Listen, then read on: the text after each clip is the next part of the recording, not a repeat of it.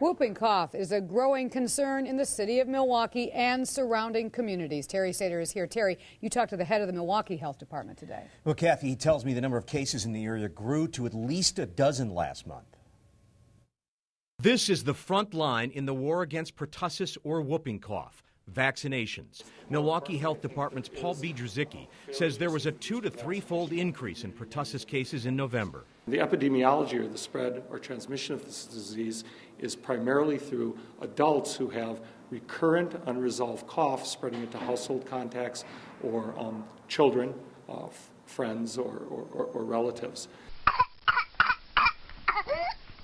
Pediatrician Dr. Lynn Ranta listens to the sound of a child with whooping cough in her office at the Children's Medical Center of Wisconsin.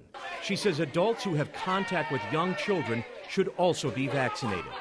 Group that's most at risk are the children that are young, those 6 months and younger who've either had no vaccines or are under-vaccinated.